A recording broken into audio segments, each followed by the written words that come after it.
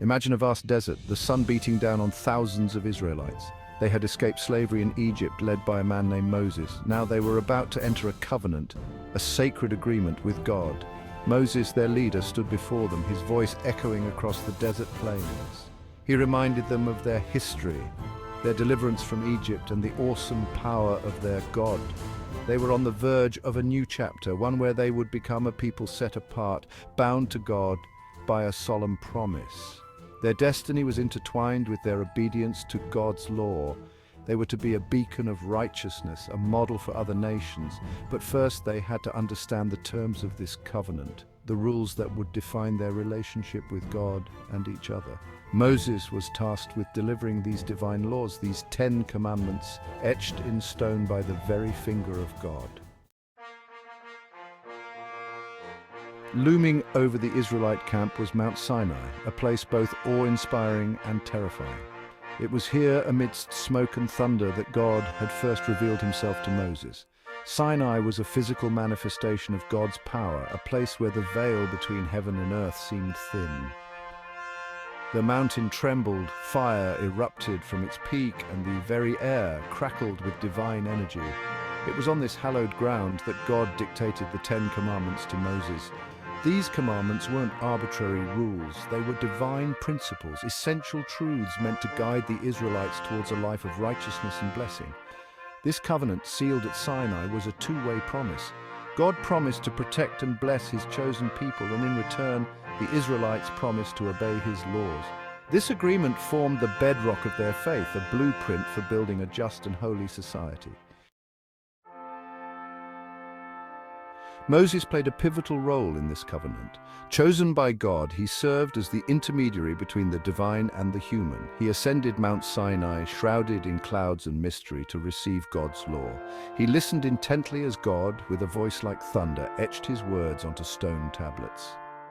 Moses descended from the mountain, his face radiating with the glory of God, carrying these sacred commandments. He became the lawgiver, the teacher, entrusted with explaining and enforcing God's will. He was a powerful leader, yet humble before God, always reminding the Israelites that their true king was the one who resided in heaven. Moses dedicated his life to ensuring the Israelites understood and followed the covenant. He became the embodiment of the law, his life a testament to the importance of obedience and faith. The first commandment is the most important. It sets the foundation for a life of faith. It declares that there is only one true God, and he alone is worthy of worship. This commandment was particularly relevant for the Israelites. Surrounded by polytheistic nations, they were constantly tempted to worship other gods. But their first commandment reminded them that their allegiance belonged solely to the God who had freed them from slavery.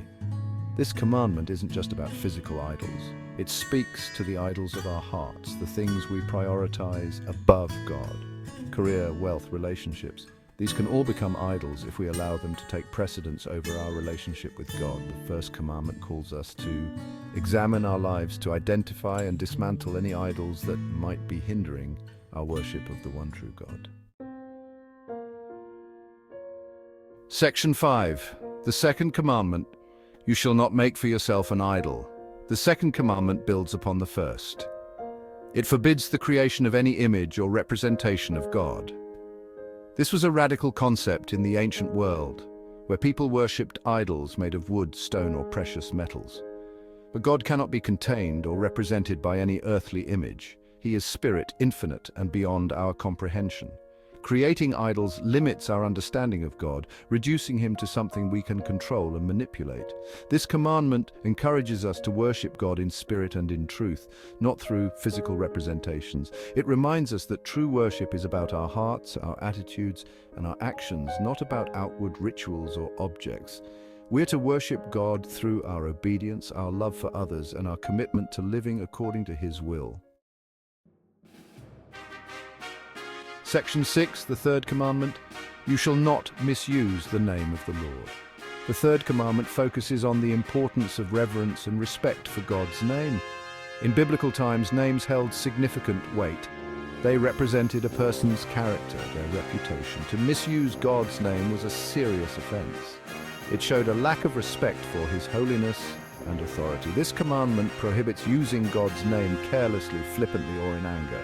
It calls us to treat his name with the utmost reverence and respect.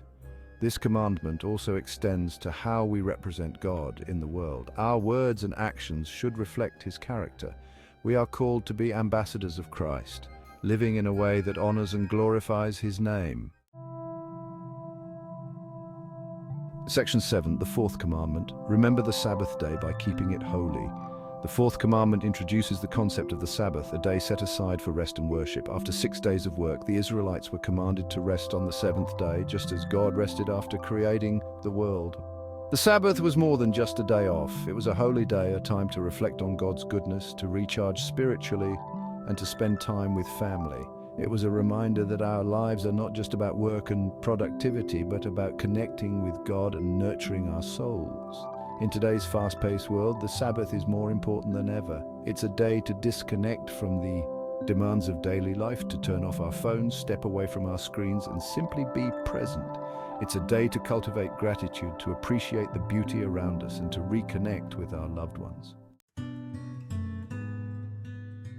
Section 8.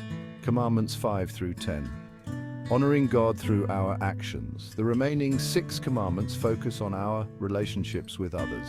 They provide guidelines for living in harmony with our families, our neighbors, and our community. The 5th commandment, honor your father and your mother, emphasizes the importance of respecting and caring for our parents.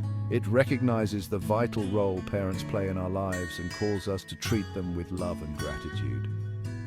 The 6th commandment, you shall not murder, underscores the sanctity of human life.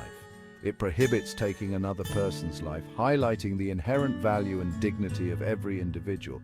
The 7th commandment, you shall not commit adultery, protects the sacred bond of marriage. It calls for faithfulness and commitment between husband and wife, recognizing that healthy marriages are essential for a thriving society. The 8th commandment, you shall not steal, addresses the importance of honesty and integrity. It prohibits taking what rightfully belongs to another person, emphasizing the value of hard work, fairness, and respecting other people's property. The 9th commandment, you shall not give false testimony against your neighbor, focuses on the power of words. It prohibits lying, gossiping, and spreading false rumors, calling us to speak truthfully and to protect the reputations of others. The 10th commandment, you shall not covet, addresses the dangers of envy and greed. It warns against desiring what belongs to others, encouraging us to be content with what we have and to find joy in our own blessings. Section 9. The Sabbath, a day of rest and reflection. The Sabbath commandment, nestled among the 10, deserves special attention. It wasn't just about physical rest, it was about spiritual rejuvenation. Imagine the Israelites, after a week of labor, gathering with their families and communities. They shared meals, sang songs, and listened to the teachings of the Torah. This day of rest fostered connection with God and with each other. It was a time to pause, reflect on their blessings, and express gratitude. In today's world, the Sabbath principle remains incredibly relevant. We live in a culture that often glorifies busyness and productivity. Taking a full day to rest can seem counterintuitive, even unproductive, but the Sabbath invites us to resist that mentality. It beckons us to slow down, to unplug from the constant demands of life, and to simply be. Section 10. Timeless Values, the enduring relevance of the 10 Commandments. The 10 Commandments, though revealed thousands of years ago, remain strikingly relevant today. They address fundamental aspects of human nature, our relationship with God, our interaction with others, and our own internal desires. These commandments aren't about restricting our freedom, they're about guiding us towards a life of purpose, meaning, and fulfillment. They provide a moral compass, helping us navigate the complexities of life. In a world often characterized by moral ambiguity, the 10 Commandments offer clarity and direction. They remind us that there are universal truths, principles that transcend time and culture. Whether we're grappling with issues of integrity, faithfulness, or respect for others, these ancient commandments offer wisdom and guidance. They remind us of the importance of living with intention, treating others with kindness, and striving to be the best versions of ourselves. Section 11. Our Guiding Light. Living by the Commandments Today. The Ten Commandments are not just ancient rules, they are timeless principles that can enrich our lives today. They challenge us to examine our hearts, our motivations, and our actions. They call us to live with integrity, to treat others with respect, and to strive for justice. Living by these commandments isn't always easy. We will stumble, we will fall short. But the beauty of God's grace is that it's always available to us. When we mess up, we can ask for forgiveness, learn from our mistakes, and strive to do better. The Ten Commandments are not a burden, they are a blessing, a gift from a loving God who desires our flourishing. They are a roadmap to a life of purpose, meaning, and fulfillment. By embracing these principles, we can experience the joy of living in harmony with God, with others, and with ourselves.